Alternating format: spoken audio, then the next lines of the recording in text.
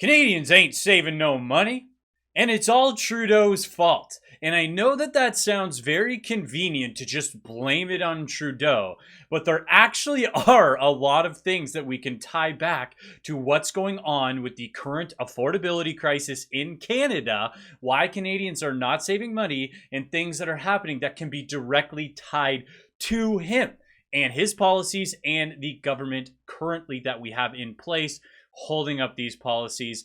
We have a really interesting video that's going to talk about some options. How can you guys save some money? Maybe there's stuff that we can do, and we're going to talk about the problems. Let's get into it. Half of Canadians under the age of 55 are struggling to put money into savings, according to a new poll from the Angus Reid Institute. And it's a disaster and heartbreaking to read this in Canada, an advanced nation that has the 10th highest GDP in the world. Another poll by HR Block shows that 43% of Canadians don't allocate any portion of their income to savings. And even among Canadians who do manage to save, 39% save less than 10% of their income, while only 19% save the advised rate of 20% or more.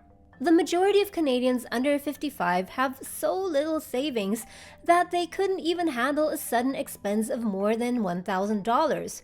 So brush your teeth well and make sure that you don't need that sudden root canal. No doubt, these are extremely difficult times. I stopped going out and I don't even have Wi-Fi anymore. And there has always been a segment of the population who struggle more financially. But what's concerning is when she said I don't even have Wi-Fi anymore, it'd be nice to get a little bit of context in some of those things, but the news always cuts it away anyways. So this is actually living in Canada. She does awesome videos. I love when we get to talk about her stuff because one, it's not the stupid news, and two, she's an immigrant who tells her story about living in Canada. She makes awesome videos. I'll link her channel down below, of course. So it's great when she brings up these things so that we can say like, hey, this is the immigrant experience as well. Is that the problem of no savings or low savings isn't just something that low-skilled workers face. Even people with degrees and real skills are dealing with this. Like this civil field technician here, a job that according to Indeed pays on average $65,000 per year. Although Mitchell thinks he's doing well, he can only save pennies. Having no savings and living paycheck to paycheck is nerve-wracking. If an unexpected expense pops up, you're stuck with using your credit card and piling on debt. Having savings, on the other hand, even just $10,000 is a game changer because it gives you time, options, and freedom. Saving enough over the years will set you up for a comfortable retirement since you can't rely on CPP alone because at $770, it's just not enough.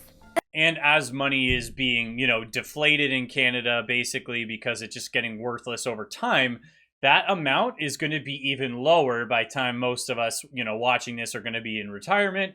And what she was saying about the difference of having savings versus being in debt. If you guys get the chance, read the book, The Compound Effect by Darren Hardy.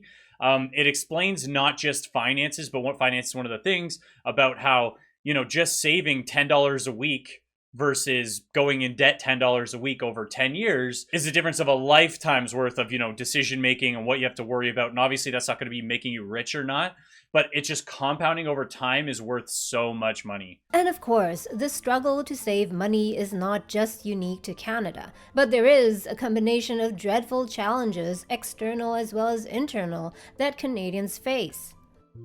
Number one is the high cost of living, which makes your paycheck disappear as soon as it enters your account.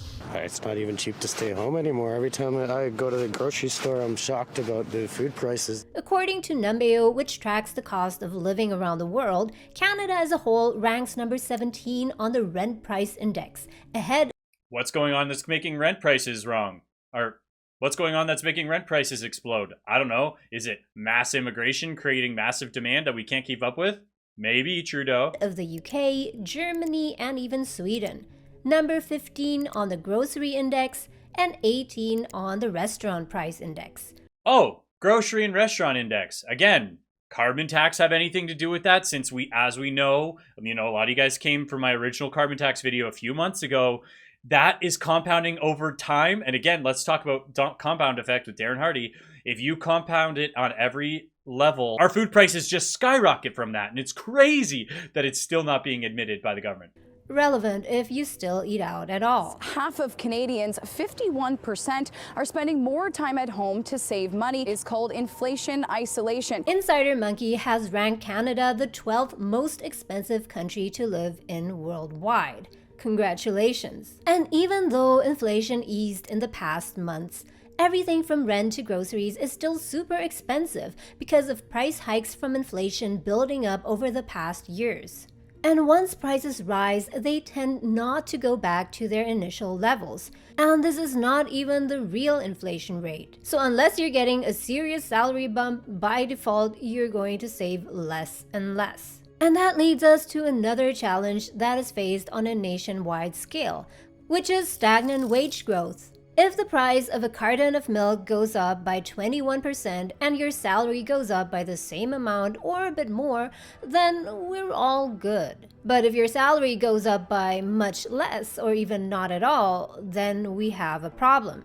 Let's look at the real estate market, for example. Although Canadians' incomes grew 46% from 2005 to 2021, home prices grew by 139% in the same time frame. The real estate prices in Canada are getting crazy. We're all on the same page about that. If we look at employees, their wages have barely budged over the last 5 years. In fact, Canadians have faced 40 years of stagnant incomes, largely due to failings of the government's economic strategies. So if everything's getting more and more expensive while your salary remains about the same, your purchasing power declines.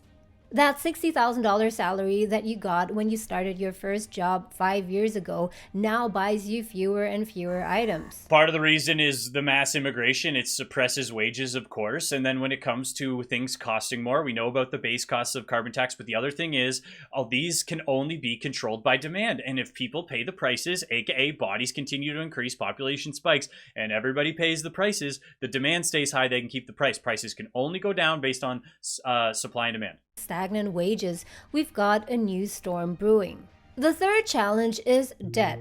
To keep up with rising costs, Canadians are constantly relying on credit cards or loans just to make ends meet. 52% are $200 away from not being able to meet financial obligations. Canada actually has the highest household debt in the G7. In 2021, Canada's debt, when compared to net disposable income or take-home pay after taxes, was 185%, much higher than even US and German households, which sit at 100%. So that's actually been a bit of a big story on why the US is able to keep their rates higher for longer than we would be able to in Canada, because our debt levels are way worse and their debt levels are actually much more manageable. So ironically, they had the great financial crisis in 2008, and now we're the country that's more susceptible to that. And yes, this includes mortgages as well as day-to-day consumer purchases. Canada is 19th on the list of 20 countries with the most credit card debt, with a median credit card debt of $1,600. And the average credit balance for Canadians in the third quarter of 2023 was $4,265. So that's in addition to any mortgages or car loans. And this over-leveraging is a big problem because it poses a huge risk in terms of serviceability or the ability to pay back loans and interest. Many Canadians have racked up costly debt. Half of my paycheck is going into paying off the credit card. Families and the entire economy will be more vulnerable. And if loans and there's a lot of people who spend credit card first and then try and pay that off over time. The problem is you're paying interest the entire time. So even if you're netting the same amount in the month, I spent $500, I paid off $500. Unless you pay it off exactly on time, there's going to be an interest charge that hits. Credit cards are not being paid back on time. The unpaid balance and compounding interest can soon roll into an unmanageable snowball. So instead of saving money and having a surplus, many Canadians are running a negative. The final problem that makes it really difficult for Canadians to save money is the high taxation. Take personal income taxes, for example. Yeah. Canada is ranked number 25 out of 172 countries in the list of highest taxed countries in the world. While Canada isn't the highest taxed overall, it's still within the upper third of the highest taxed countries. If you're an employee, before you get to save even 1 cent of your income, a huge chunk of that first goes to the CRA. So how to fix this problem of low or non-existent savings? When it comes to the other tax countries, I looked at some of the ones that are ahead of us, and some of them were nonsense where it's like they don't even get services and blah, blah, blah. Anyways, like it's like the Ivory Coast, like some random African countries where it's like, okay, they're not actually paying taxes, blah, blah, blah. Nobody's producing anything. It's like they don't have economies, basically. So it's like those don't really count. It does count when you compare us to like a Denmark, but again, they're known for how strong their social services and infrastructure is compared to us. So. How to stop living paycheck to paycheck despite all of this and finally start saving up some serious money. On this channel here, Hell we're all yeah, about taking dude. matters into our own hands and not just complaining. So here are 4 strategies to counteract these savings obstacles. Number 1 is to tackle the big expenses. Of course, you can save a few cents by keeping the lights off when you go to the bathroom at night, although you'll only get that far, literally. The only things that are going to make Nice. a real dent and save you serious money are big budget items and big mindset shifts around the big 3, which are housing, food, and transportation. I know it's not a popular idea, but consider downsizing your home and move to a cheaper place or even city. If that's absolutely impossible, then tackle the next 2 biggest items. It is always a shame to I understand a lot of us in the cost of living and the problem of these things happening is because luxuries became such a priority. But it is a shame that one of the suggestions is like, hey, really cut back on your life entirely because Trudeau is making it too expensive to enjoy life. And I get it, be fiscally responsible and only spend within your means, but the fact is, these prices used to be a lot more manageable. Make eating out a rare occasion and learn how to cook and invite your friends to dinner instead.